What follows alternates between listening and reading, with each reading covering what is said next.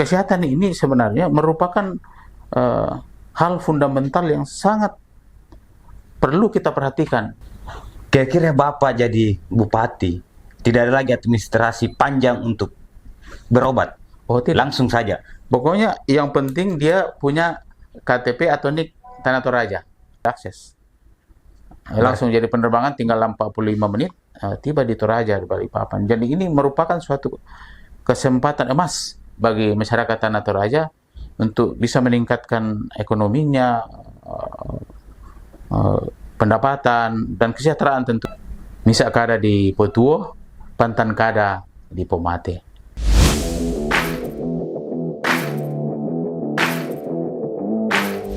Dr. Sadrak Tombek, selamat datang. Selamat datang di podcast Politik Rakyat News.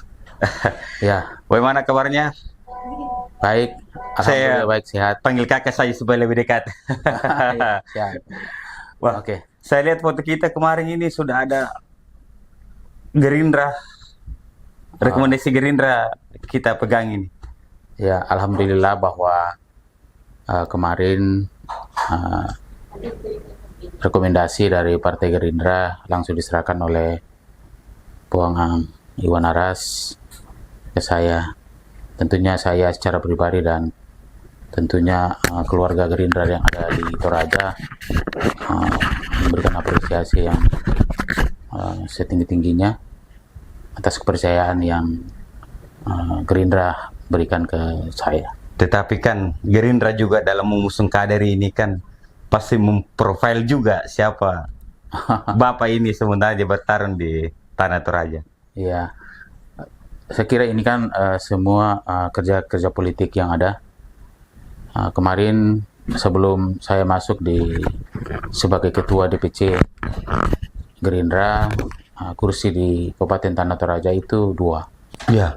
Setelah saya masuk, alhamdulillah pada pileg kemarin itu menjadi 6 kursi. Berarti ada pertambahan 300%. Iya. Dan itu tidak sembarang, Pak. Ya, itu kerja politik dari tentunya teman-teman semua pengurus Gerindra dan di Kabupaten Tanah Toraja, dan juga support dari DPD tentunya yang luar biasa ke Kabupaten Tanah Toraja. Berarti dari 3? Dari 2. Dari 2 ke 6. 6 itu kan Ya. kalau bukan orang yang punya pengaruh besar juga ini kan susah juga terbang seperti ini. Ya, ini kan merupakan tentunya kerjasama yang baik dari semua stakeholder yang ada, juga teman-teman itu yang saya seperti sampaikan tadi dari teman-teman yang ada di pengurus Gerindra dan semua masyarakat yang tentu memberikan kepercayaan yang luar biasa kepada Partai Gerindra. Bahkan secara elektoral itu di Toraja Gerindra yang paling banyak. Iya. Jumlah suara ya. Iya. Dan kontribusi kita juga kemarin di Pilpres juga kan sudah terbukti. Kemudian Pileg juga sudah terbukti. Saya rasa layak sebagai kader ya untuk didorong lagi untuk bertarung di Pilkada Tanah Toraja. Ya, insya Allah saya tidak akan mengecewakan partai, tidak akan mengecewakan masyarakat. Harapan tentunya dari partai yang mengusung saya. Dan tentunya ini merupakan suatu komitmen saya secara pribadi bagaimana supaya Partai Gerindra tentunya bisa lebih eksis di Tanah Toraja secara khusus dan di Indonesia secara umum. Berarti loyalitas dan kesungguhan Bapak sudah teruji ya. Sekarang kita mau lagi bagaimana berikan ruang lagi, apalagi kan Gerindra ini kan salah satu partai pemenangnya. Kangs Gerindra juga sangat luar biasa, apalagi kalau di Pilgub dan beberapa pilkada ini kansnya sangat punya pengaruh besar. Kan ini kan sangat sinergi antara perolehan suara Partai Gerindra dengan kemenangan Prabowo Gibran di Tanah Toraja. Jadi ini kan sangat berbanding lurus. Ada peningkatan yang sangat signifikan Partai Gerindra jumlah suara. Begitu juga dengan jumlah suara Prabowo dan Gibran dalam pemilihan. Iya. Saya kira gitu. Dan kan Bapak maju di Pilkada Toraja. kalau komitmen soal organisasi partai dan bagaimana pemenangan ya sudah teruji lah kemarin dengan kursi. Nah sekarang orang kan bertanya, apa sih niat Bapak ingin bertarung di Pilkada Tanah Toraja? Di Tanah Toraja ini mempunyai karakteristik tersendiri, adat, budaya, alam yang tentunya yang sangat unik. Dan ini merupakan daya tarik bagi siapapun untuk senantiasa melirik budaya, adat, kebiasaan, dan juga alam yang ada di Kabupaten Tanah Toraja. Dan tentunya ini merupakan modal bagi masyarakat Tanah Toraja untuk bisa lebih maju, meningkatkan ekonomi dan kesejahteraan yang ada di masyarakat. Dan biasanya Pak, kalau informasi yang kami dapat, dengan misalnya punya akses pusat, dengan kita tahu kan sekarang dengan presiden siapa, kemudian akses itu lebih dekat, akhirnya mungkin niat-niat Bapak untuk memajukan Tanah Toraja ini bisa lebih mudah dengan misalnya dikendarai Golkar, komunikasi di akses nasional mungkin lebih terbuka luas. Dan kemudian masyarakat ketika Bapak jadi bupati, apa yang ingin dilakukan? Ya, seperti yang saya sampaikan tadi, keunikan yang ada di Kabupaten Tanah Toraja ini merupakan daya tarik bagi siapa saja. Dan oleh sebab itu, yang tetap menjadi primadona kita di Tanah Toraja adalah pariwisata. Pariwisata.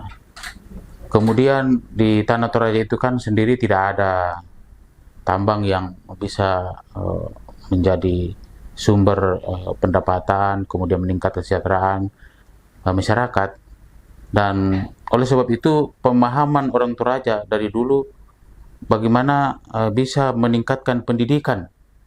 Makanya anak-anak Toraja itu senang sekali, orang Toraja itu sangat fight dimanapun menempuh pendidikan, baik di Toraja, di luar Toraja, karena orang Toraja menganggap bahwa pendidikan ini adalah salah satu hal yang bisa menaikkan taraf ekonomi, tentunya kemajuan masyarakat, dan tentunya secara keseluruhan memajukan Kabupaten Tanah Toraja yang kita cintai. Karena saat sekarang ini apapun bagaimanapun sumber daya manusia itu menjadi vital. Menjadi vital dalam pembangunan Indonesia secara keseluruhan. Kemudian tentunya Tanah Toraja ini juga menjadi prioritas ke depan, itu adalah bagaimana tingkat kesehatan yang ada di Tanah Toraja. Kemarin ini kami sudah melaksanakan program UHC namanya. UHC itu artinya siapapun yang sakit itu ditanggung oleh pemerintah melalui BPJS. Asal NIK-nya Kabupaten Tanah Toraja itu akan mau pakai fasilitas BPJS, itu ditanggung oleh pemerintah melalui BPJS yang biasa kita istilahkan UHC, Universal Health Coverage. Betul. Saya kebetulan MKes juga. Oh, siap. Saya kira paham.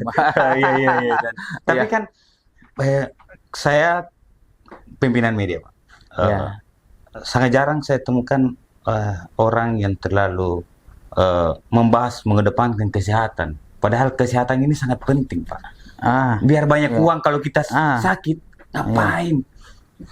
Jadi begini ya, pembangunan jalan penting ya. Penting, betul. Pembangunan sekolah penting. Pembangunan pengairan penting. Tapi yang paling penting dari semuanya itu adalah pembangunan infrastruktur manusia. Karena yang menggerakkan semua itu manusia. Kalau manusianya sakit atau tidak kompetitif dalam masalah kesehatan, susah kita mengharapkan. Bagaimanapun dia pintarnya, SDM-nya secara intelektual dan lain sebagainya mumpuni, tapi kalau sakit ini susah. Susah juga, susah. Jadi kesehatan ini sebenarnya merupakan hal fundamental yang sangat perlu kita perhatikan oleh setiap pemangku-pemangku jabatan tentunya untuk bisa memperhatikan. Dan kita di Toraja sudah jalan selama periode yang lalu itu mulai dari 21 hingga sekarang, dan insya Allah pada periode berikutnya kalau Tuhan berkenan, Tuhan menghendaki dan masyarakat menghendakinya memilih saya, tentunya program ini akan jalan. Karena program BPJS Kesehatan di Tanah Toraja sekarang ini, itu kalau masyarakat sakit, dia tidak harus ke kantor BPJS, tidak harus ke dinas sosial, tidak harus ke dinas kesehatan atau kantor BPJS. Pokoknya masuk rumah sakit, nanti rumah sakit yang komunikasi langsung berhubungan dengan pihak-pihak yang memfasilitasi ini, dan secara otomatis kartu BPJS-nya akan diaktifkan. Berarti kan gini Pak, banyak masalah juga, apalagi di kampung sakit, administrasi yang panjang. Iya. Kira-kira Bapak jadi bupati, tidak ada lagi administrasi panjang untuk berobat. Oh, tidak. Langsung saja. Pokoknya yang penting dia punya KTP atau NIK Tanah Toraja. Itu akan berlaku secara otomatis. Dan Bapak akan pantau langsung. Oh, sampai sekarang saya pantau langsung, dan ya alhamdulillah sekarang berjalan dengan baik, dan itu sudah dinikmati masyarakat kurang lebih 3,5 tahun. Dan ini akan lanjut. Kita akan lanjutkan nantinya, karena itu tadi yang salah satu yang menjadi nilai untuk meningkatkan SDM itu sendiri. Ya, salah satu indikator. Kalau dia sehat, ya kita harapkan tentunya SDM-nya bisa bagus, mumpuni. Selain mempunyai kemampuan intelektual, kemampuan mental karakter yang mumpuni tentunya. Tapi kan banyak orang Pak, biasanya kan hanya mereka lihat keberhasilan pemerintah itu hanya gedung yang tinggi. Tinggi, tetapi ternyata di selit gedung yang tinggi ini ada orang yang mau berobat juga susah. Sakitnya juga ingin diobati susah juga. Jadi menurut saya memang pandangan kita berpikir dalam membangun daerah adalah SDM-nya, betul Pak. Ini penting. Bukan hanya gedung-gedung tinggi. Betul. Membuat kita maju. Saya rasa bukan di situ. Kita mulai dari SDM-nya ini. Karena kita mau jujur ya, dalam membangun gedung dan lain sebagainya, sebenarnya pihak swasta atau personal masing-masing orang itu lebih banyak membangun dibanding pemerintah, bangun rumahnya sendiri dan lain sebagainya. Iya kan? Tapi membangun kesehatannya ini itu pemerintah harus hadir. Dan ini yang kita sudah lakukan selama ini. Kita bicara masalah pendidikan, ya orang bisa belajar baik kalau kesehatannya bagus. Betul. Ya, ini. Kalau pendidikan misalnya ada beasiswa juga Pak. Ini kan kita senantiasa selaraskan dengan program pemerintahan pusat. Nah, di mana kita bisa masuk untuk menolong, untuk membantu tentunya para anak muda kita yang punya prestasi, kemudian anak-anak muda kita yang kurang mampu, ya tentunya kita akan menjadi prioritas kita tentunya nantinya. Tapi itulah yang saya sampaikan, bahwa nantinya kan ada program-program dari pusat dan kita harus selaraskan di mana kita bisa masuk untuk membantu anak-anak kita, anak-anak muda kita yang perlu pengembangan pendidikan, bagaimana dia supaya menjadi handal dalam SDM-nya. Berarti saya bisa kutip bahwa kesehatan dan pendidikan juga ini sangat menjadi prioritas kita. Dan menurut saya Pak, memang di beberapa penelitian memang kesehatan juga ini harus disuarakan Pak. Disuarakan, apalagi Bapak sudah pernah jadi wakil bupati, tentunya kader-kader Posyandu sudah tahu lah. Dan kira-kira kalau Tuhan berkehendak kita jadi bupati, apalagi yang ingin kita lakukan di Tanah Toraja Pak? Ya, ini kan saat ini kan di 2025 itu kita memasuki RPJP D 20 tahun yang akan datang. Ya kan, kita mulai kan? 2025 sampai 2045 merupakan program nasional di mana 2045 itu kita masuk dalam Indonesia Emas. Iya, iya, iya. Tentunya Kabupaten Tanah Toraja harus berbenah bagaimana supaya tidak ketinggalan dalam dengan kabupaten lain untuk menuju Indonesia Emas 2045 yang akan datang. Dan sebenarnya dalam membangun itu ada 3 tahapan. Ya, yang pertama itu kita membangun fondasi yang kuat. Ya, setelah kita membangun fondasi yang kuat, ya termasuk SDM, infrastruktur dan lain sebagainya, kita baru mulai akselerasi. Iya, iya. Ya, karena kalau fondasinya tidak kuat, susah kita akselerasi di tahun-tahun berikutnya. Betul, betul. Ya. Kemudian setelah kita akselerasinya bagus, tinggal pemantapan di atasnya nantinya. Iya, iya. Jadi jangan kita berpikir selama 20 tahun itu semua apa yang menjadi impian kita itu akan langsung tercapai dalam 1, 2 tahun atau 5 tahun yang akan datang. Ya kita berjalan seperti itu. Dan mudah-mudahan dalam 20 tahun yang akan datang itu kan ada RPJPD, tentunya yang 20 tahun, kemudian masuk RPJM, ya 5 tahunan, kemudian RKPD tentunya. Iya, iya. Ya, itu akan selaras nantinya bagaimana program Kabupaten Tanah Toraja dengan provinsi dengan pusat, kita senantiasa selaraskan supaya apa yang saya sebut tadi, bagaimana memantapkan fondasi, kemudian akselerasi, kemudian pemantapan nantinya kita mencapai Indonesia Emas pada 2045 yang akan datang. Berarti kita sudah tahu betul arah konsep Indonesia ini seperti apa. Ya, ya. Kemudian apa yang harus saya ingin lakukan sudah ada. Ya. Sudah ada konsep seperti Sudah ada, bukan kan mau maaf Pak, ada juga yang ingin maju bupati. Ya. Arah ke depan itu tidak sampai ke sana. Bukan hanya soal, kan ada ego yang saya. Iya. Tapi saya yakin membuktikan bahwa Bapak ini punya konsep yang matang, sudah tahu bagaimana proses Toraja ke depan, sudah menjalankan semua. Dan ya tentunya masyarakat bisa menilai bahwa kita sudah tahu bahwa apa yang kemudian kita akan lakukan. Ya, kan di Toraja juga yang selain saya sebut tadi, masalah kita ingin bagaimana masalah pendidikan dan kesehatan yang merupakan indikator utama dalam SDM itu sendiri. Ya seperti tadi saya sudah sebutkan, misalnya pariwisata, kemudian perkebunan juga yang menjadi andalan seperti kopi. Karena Toraja ini, khususnya Tanah Toraja ini kan dekat dengan IKN. Iya.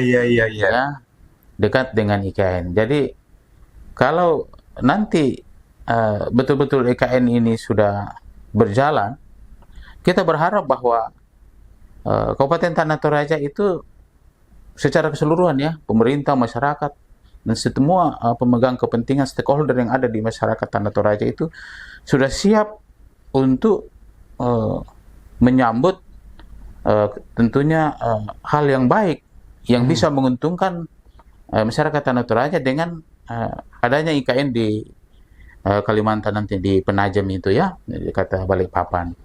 Jadi karena sekarang sudah ada penerbangan Pak, berarti bisa langsung dari Toraja. Dari Toraja Balikpapan sudah ada akses, langsung jadi penerbangan, tinggal 45 menit tiba di Toraja di Balikpapan. Jadi ini merupakan suatu kesempatan emas bagi masyarakat Tanah Toraja untuk bisa meningkatkan ekonominya,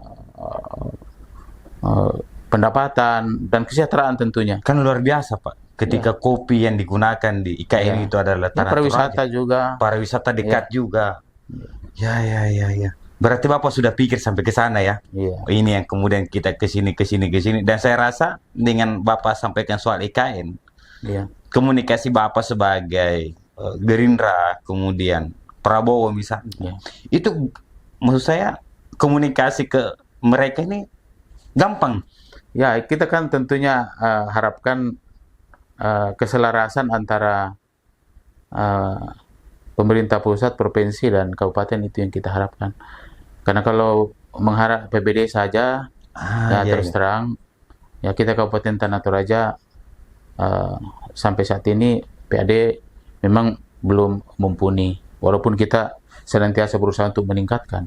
Tapi dalam akselerasi yang cepat nantinya, itu tentunya sangat membutuhkan dan mengharapkan dari provinsi dan dari pusat tentunya. Dan tentunya melalui partai seperti ini yang dipemenangi lah. Ya, seperti itulah kira-kira. Mudah-mudahan melalui jalur ini itu bisa membuahkan hasil yang baik, yang bisa mensejahterakan Kabupaten Tanah Toraja dan masyarakat Kabupaten Tanah Toraja secara keseluruhan. Iya, iya. Ya. Nah, pertanyaan terakhir, Pak. Bagaimana sih kita lihat sosok Ketua DPD Gerindra Sulsel ini? Ketua DPD Sulsel ini, Andi Iwan Ares, merupakan sosok yang eligible. Bahwa beliau eligible ya, artinya beliau ini mampu menempatkan diri di mana saja, tidak membedakan apakah itu suku, ras, Oh gitu ya, Pak. tingkatan ekonomi. Beliau mampu hadir karena saya sering ketemu di mana saja, di Toraja dan di tempat-tempat lain. Saya lihat beliau adalah sosok yang figur yang membaur. Dia tidak harus tempat ini, Ya, tidak dia ngikut. Ya, dia tidak membatasi diri bahwa pada golongan-golongan tertentu. Dia berbaur kepada semua golongan. Itu. Jadi dan diterima oleh semua golongan. Ketua DPD Pak Andi Iwan Aris ini, ya luar biasa. Di kemarin waktu pasang baliho di Toraja, ya banyak yang cukup respon. Ya. Cukup respon bahwa beliau ini walaupun memang baru mulai pasang beliau, tapi selama ini sebenarnya beliau sudah dikenal sebagai sosok yang seperti yang saya sebutkan tadi, mudah diterima dan menerima siapa saja. Artinya tidak ada semacam batasan. Tidak ada sekat. Tidak ada sekat dengan siapapun. Bahwa mau ketemu harus lewat ini Oh tidak. Beliau sih, pengalaman saya dan teman-teman yang lain, saat kita telepon ya dijawab kalau memang kebetulan nggak sibuk atau lagi rapat atau lagi tidur barangkali. Iya. Ya, selalu menyempatkan waktu, selalu, walaupun misalnya contoh ya kita telepon, kemudian mungkin beliau lagi ada rapat dan lain sebagainya. Kalau selesai rapat atau kegiatan lain, menelpon balik. Oh gitu, Pak? Iya. Beliau seperti itu, nggak ada bilang, ya ini. Dan saya tanya, bukan cuma saya tanya teman-teman yang lain dan tentunya pengurus-pengurus Gerindra yang lain. Saya tanya, ya bukan cuma Ketua DPC ya, dengan teman-teman yang lain, itu beliau respon luar biasa. Berarti sederhana menurut Bapak ya, tidak, misalnya kan biasanya kita ketemu harus pakai orang ini pintunya. Oh tidak, bagi saya langsung aja, tidak ada sekat. Artinya Bapak nyaman juga. Oh nyaman. Adanya nyaman. Dia supportingnya juga, memperjuangkannya juga Bapak. Kan kita tahu ini bahwa rekomendasi partai Toraja ini kan bukan hanya di Sulsel saja, tapi harus restu dari 08 lah. Iya, betul. Dan antar Bapak. Nah, sangat luar biasa Pak perjalanannya. Semoga dengan niat baiknya berjuang untuk Tanah Toraja ini bisa tercapai. Apa harapan Bapak untuk masyarakat Tanah Toraja? Ya, tentunya kita menjadi harapan saya kepada masyarakat Tanah Toraja. Mari kita bersatu. Ya, bersatu dalam segala hal yang membuat Tanah Toraja ini bisa maju, kuat, dan mempunyai daya saing yang tinggi, yang bisa mensejahterakan kita semua. Itu. Karena hanya dengan kebersamaan, kesatuan, itu kita bisa mencapai impian kita bersama.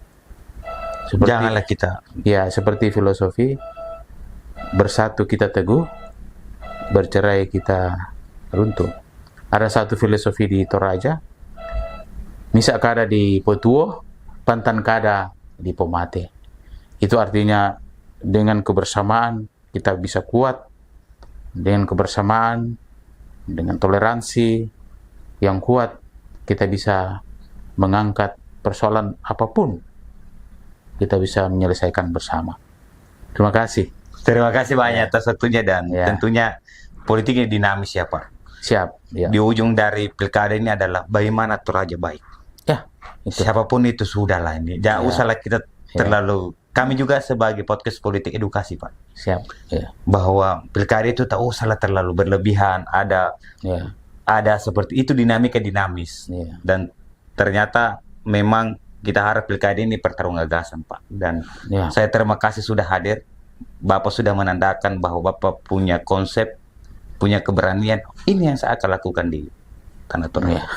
Tentunya ini bukan terakhir ya, Kak. Siap. Kita podcast edukasi. Dan terima kasih banyak. Makasih Kak atas waktunya. Luar biasa. Makasih luar biasa, Kak. Podcastnya pada hari ini. Kiranya senantiasa sukses rakyat Indonesia ya. Rakyat News, Kak. Rakyat News ini tetap eksis dan menyuarakan hal-hal yang betul-betul bisa mendidik masyarakat. Edukasi politik. Edukasi politik dan edukasi apa saja. Tentunya yang ujung-ujungnya bisa mensejahterakan masyarakat secara keseluruhan. Berarti saya tunggu lagi ketika Bapak punya wakil ya. Paparkan lagi apa yang ingin disampaikan. Ini bukan terakhir ya.